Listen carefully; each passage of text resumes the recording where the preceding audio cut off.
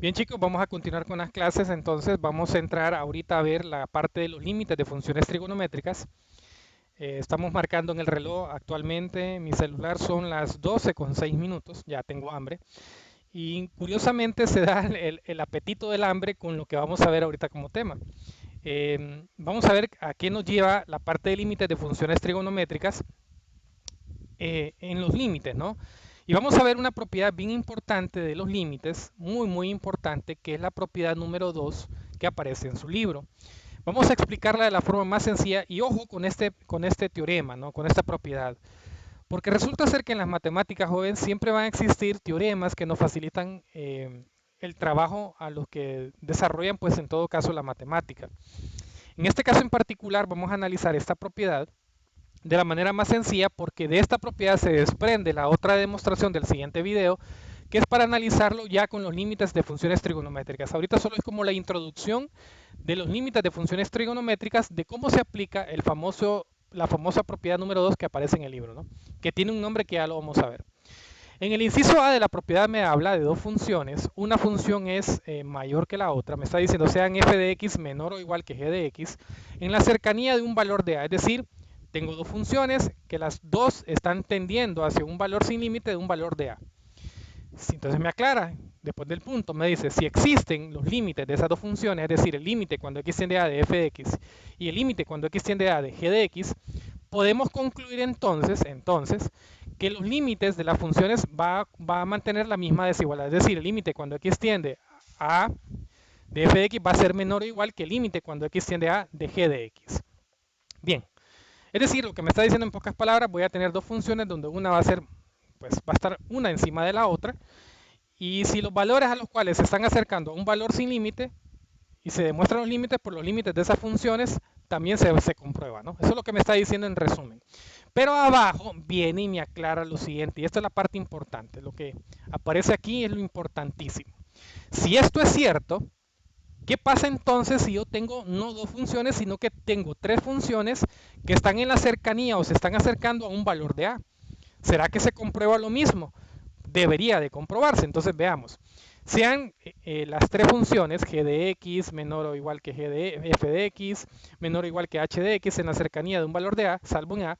Si existen los límites de esas tres funciones, entonces podemos decir, y el límite de x cuando tiende a de g de x es igual al límite de x cuando tiende a de h de x, es decir, que los límites de esta función y de esta función, las funciones que están en los extremos, g de x y h de x, existen. Por consecuencia, el límite cuando x tiende a de f de x existe.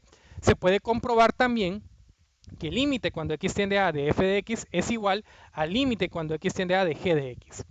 En pocas palabras, si los límites de las dos funciones que están en los extremos existen y el límite de la función que está en el centro se está acercando a ese valor a, por consecuencia, entonces el límite de esa función que está en el centro va a ser igual a los límites de las funciones que están en los extremos.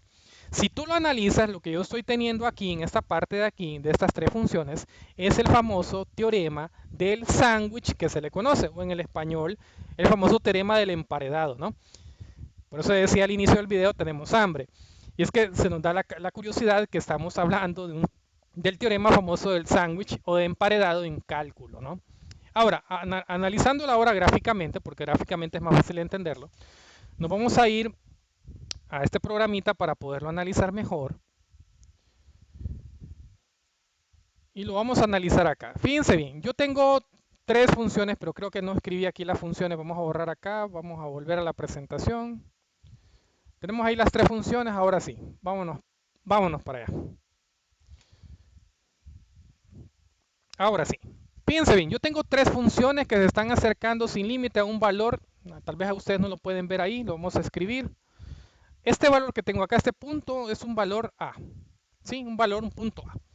Entonces vean que las tres funciones, vamos a poner en amarillo, por ejemplo, la función en azul, el h de x, miren, está tendiendo a ese valor, está tendiendo a ese valor. Igual la función que aparece en verde, es decir, g de x, miren, está tendiendo a ese valor. Y esta función f de x también está tendiendo a ese valor. Entonces lo que me está diciendo a mí el teorema, en resumen, es lo siguiente. Me dice a mí, bueno, si las funciones están tendiendo sin límite en la cercanía de un valor que ya vimos aquí, es el valor de a, yo puedo decir lo siguiente.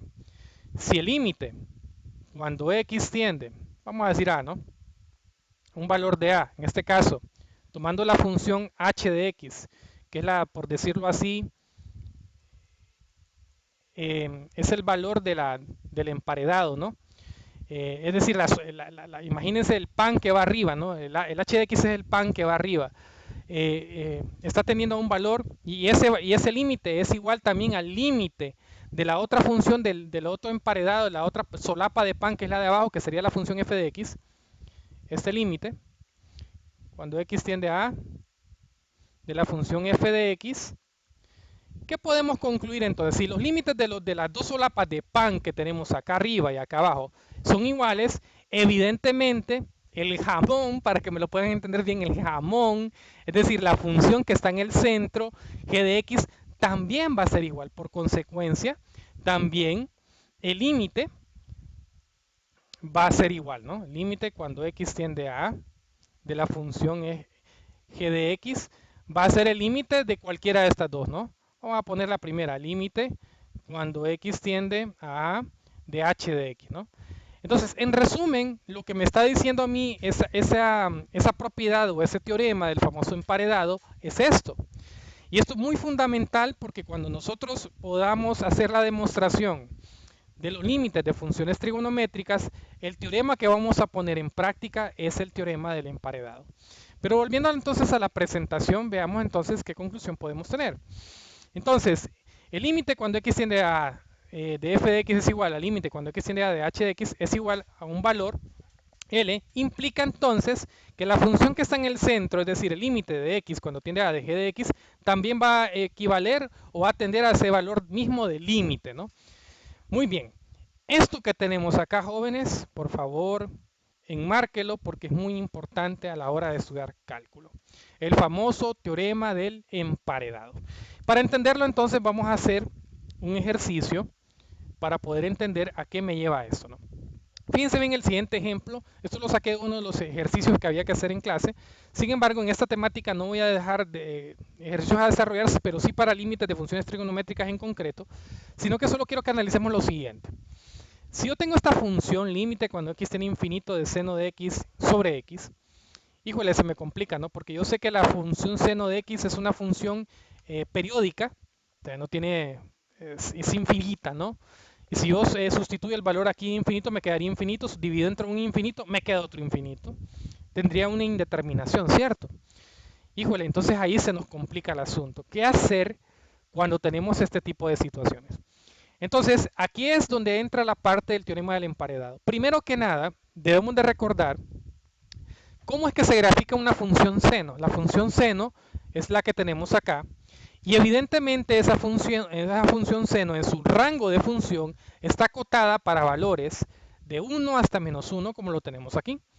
Aparece acotada para valores de 1 hasta menos 1. Sin embargo, como esos valores de acotación están ahí, yo puedo decir que esta función se va a encontrar, todos los valores de esta función, en la acotación desde menos 1 hasta 1 en un intervalo, en esta forma. Y vean que de alguna manera implícita yo aquí tengo un sándwich. Tengo la solapa del emparedado de abajo, tengo la solapa del emparedado de arriba, ¿cierto? La rodaja de pan de arriba, la rodaja de pan de abajo, y en medio tengo entonces el jamón, que es la función seno, ¿no? Ahora, dirán, profe, pero lo que tenemos acá arriba no es seno de x, es seno de x sobre x, ¿no? La idea entonces, jóvenes, es hacer la transformación a esta misma función. ¿Qué tenemos que hacer para poder transformar a esta misma función y poder calcular su límite? Bien sencillo. Vamos a dividir toda la expresión entre el valor de x y nos quedaría de esta forma. Miren que no he alterado en nada la función. Si ustedes pueden probarlo en casa, pueden agarrar cualquier valor numérico en su calculadora y al probar esta desigualdad, la desigualdad no les va a cambiar. Por tanto, tendríamos menos 1 sobre x menor que seno de x sobre x menor que 1 sobre x. Entonces, vean que me quedan, ¿cuántas funciones? 3 funciones. Me queda un sándwich, la solapa del pan de abajo, la solapa del pan de arriba, en medio el jamón. Ahora, para nosotros poder probar el límite de esta función, nos vamos a ir a los límites de los extremos. Vamos a calcular el límite de esta función y el límite de la función de la rodaja de arriba, ¿no? De las dos rodajas. Si los dos límites son iguales, entonces podemos llegar a la conclusión de que también va a ser igual al límite del jamón, es decir, de la función que tenemos en el centro, seno de x sobre x. Veamos entonces. Si yo calculo el límite cuando x tiene infinito de la función 1 sobre x, como ya hemos aprendido, un número dividido entre un número muy grande tiende a 0, ¿cierto? Eso ya lo vimos en clase. Igual pasa con la parte derecha. Hicimos la parte de la solapa del pan de abajo, la solapita del pan de arriba. Vean que me da igual los valores. Ahora yo les pregunto, ¿fueron iguales los valores de los extremos? Evidentemente sí. ¿Qué podemos concluir? Bueno, que como los límites de los extremos es igual a 0, vean, estamos diciendo igual a 0, podemos concluir entonces que el límite cuando x tiende a infinito de seno de x sobre x también va a valer 0. Y esta propiedad del emparedado, jóvenes, para los que piensan estudiar más adelante alguna ingeniería o la licenciatura en matemática pura o matemática para, al igual que yo, para dar clases en un sistema educativo nacional, pues es muy fundamental saberlo, sobre todo para hacer algunas demostraciones que posteriormente vamos a hacer con los límites de funciones trigonométricas con un teorema en particular.